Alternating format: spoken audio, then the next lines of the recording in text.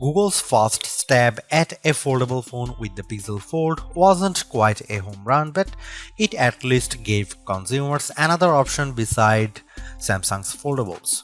With the Pixel Fold successor, however, there's a lot more pressure because the new Pixel 9 Pro Fold competes against breakout devices like the OnePlus Open as well as the recently released Galaxy Z Fold 6.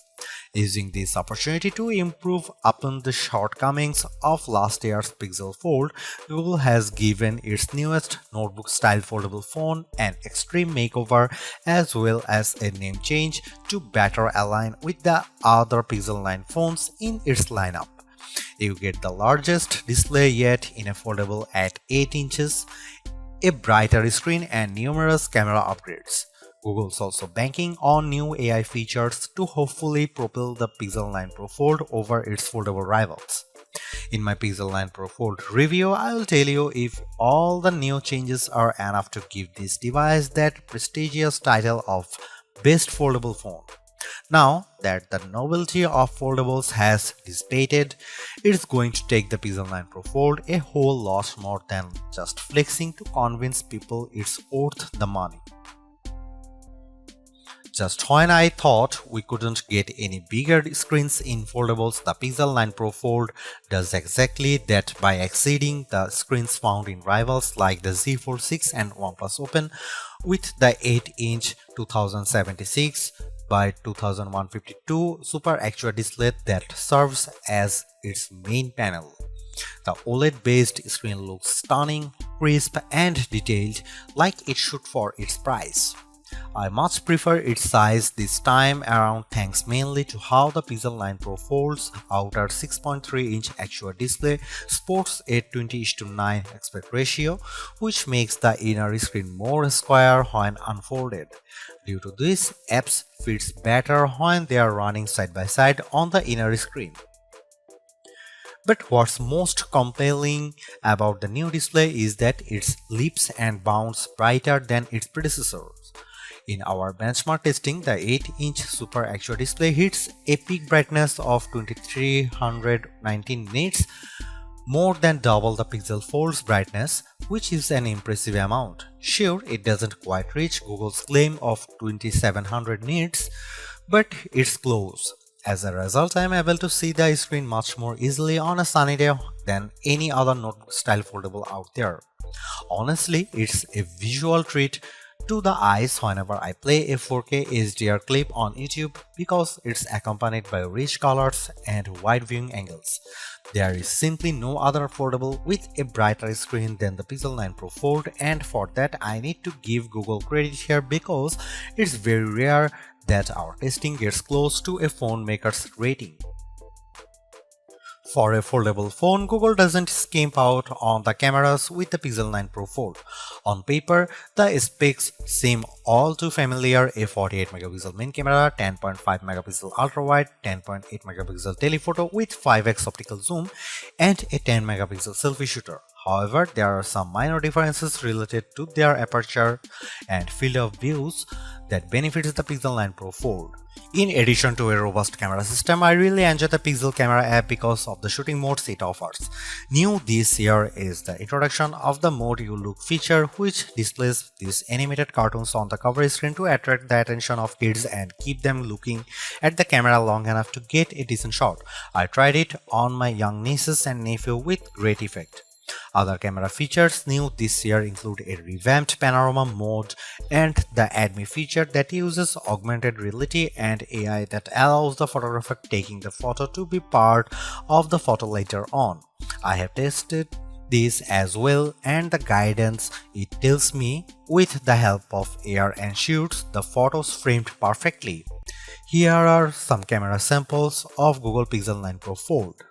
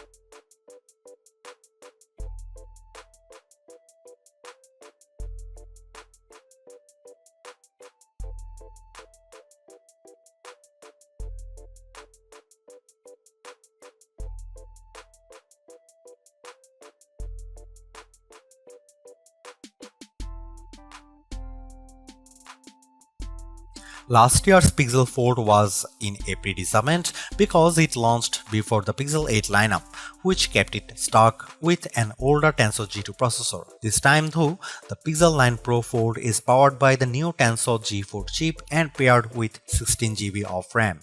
Not surprisingly, these two upgrades give a marked improvement in just about every synthetic benchmark test we threw at it. Both its single and multi-core scores in Geekbench 6 are substantially better at 1956 and 4813 respectively. It finished way ahead against the Pixel Fold, but the Tensor G4 is still way behind the scores put up by the Z Fold 6's Snapdragon 8 Gen 3 chip. But I think most people wouldn't realize that with all the superficial stuff like navigating around the interface and juggling a few apps at once, since it still delivers the same instant responses and fluid actions that I love seeing in high-end phones. When it comes to graphics processing, the Pixel 9 Pro Fold is still nowhere as smooth as the Galaxy Z Fold 6 with 3D Marks Wildlife Unlimited test. The 55.72 FPS rate it averages in the test pales in comparisons to the smoother 112 FPS rate of the Z Fold 6, while also coming up short to the OnePlus Open's average of 84.8 FPS. Luckily for me, the games I play religiously, I don't see any major hitches on the gameplay in Age of Origins, even when there is an intense action happening on screen. Google's Silicon has yet to eclipse what Qualcomm and Apple has shown us, but I am not bummed by this because quite frankly the Pixel 9 Pro Fold feels and performs like a champ with the things I do on the daily. Side by side apps multitasking is no problem here, as I am able to effortlessly watch a YouTube clip while scrolling through Instagram or jotting down an email reply in Gmail while playing Age of Origins on the other. Usually, whenever a phone ends up getting a smaller battery than its predecessor, it's because of it trying to be thinner and lighter. Of course, that's the case here with the Pixel 9 Pro Fold's 4650 mAh battery, which is smaller than the 4822 mAh battery on the Pixel Fold. Lucky for the Pixel 9 Pro Fold, the Tensor G4 appears to be much more power efficient. In our battery benchmark tests, the Pixel 9 Pro Fold manages to last 11 hours and 36 minutes in one pass of 4 tests, which is more than an hour longer than what the Pixel Fold eked out. There is no denying that it's a win for Google here, but I was hoping for a longer lasting battery because of the Pixel 9 and Pixel 9 Pro XL both achieved significantly longer times than their predecessors, but to be fair, it actually lasts longer than the time posted by the Samsung Galaxy Z Fold 6 and just a smidge short of the OnePlus Open's time. The Pixel 9 Pro Fold features 21-watt wired charging through its USB-C port, and in our testing yields 18% of battery with 15 minutes of charging, which then reaches 38% in 30 minutes. That's actually short of Pixel Fold's reach of 23% and 47% with 15 and 30 minutes of charging respectively. Apart from its foldable nature, there is actually not a whole lot separating the software between the Pixel 9 Pro Fold and other Pixel 9 devices. That's a good thing because it shares the same set of new Pixel 9 Pro AI features that work really well and are intuitive to use. I won't rehash them all here because I detailed all the AI features in my Pixel 9 Pro XL review, like how AdMe is helpful in capturing photos to include the photographer into the photo, Gemini Live's more natural conversation skills, and the magical powers of Reimagine. These AI features truly set it apart from other foldables mainly because they are simple and intuitive to use. There's also more focus around generative AI and how it changes up the way I edit photos. For example, Pixel Studio lets me create custom images all through descriptions I provide in a text prompt. There is also the Reimagine feature that's part of Magic Editor, which realistically adds new elements to my photos by simply describing what I want. And finally, I love how the call notes makes it a breeze for me to remember what went on with phone calls because it transcribes and summarizes them for me. Quite frankly, the AI features are what makes the Pixel 9 Pro Fold special among foldable phones. However, I am curious if Google will ultimately roll out these new AI features to the Pixel Fold. Samsung did exactly this a few short months after the launch of its Galaxy S24 phones by bringing its Galaxy AI features to the Galaxy S23. What I'm actually surprised most about is by how little Google has done to improve the experience for being a foldable phone. On one hand, there is still side-by-side apps multitasking that works nicely, including the ability to perform drop and drag actions like attaching a photo from Google Photos to an email I am writing in Gmail. There are still anomalies with certain apps, especially when I start an app with outer screen and then decide to use them with the inner screen, like how some games still need to be refreshed in order to work properly. But this isn't just a Pixel 9 Pro Fold problem. There is also no movement to how it multitasks with its main display, which is still done by bringing up the taskbar by swiping from the bottom edge of the screen. Even though it's helpful to have side-by-side apps, I wish it copied the Open Canvas feature that the OnePlus Open offers to dynamically arrange up to 3 apps simultaneously. Sure, not everyone will need to juggle 3 apps, but it's handy for those situations.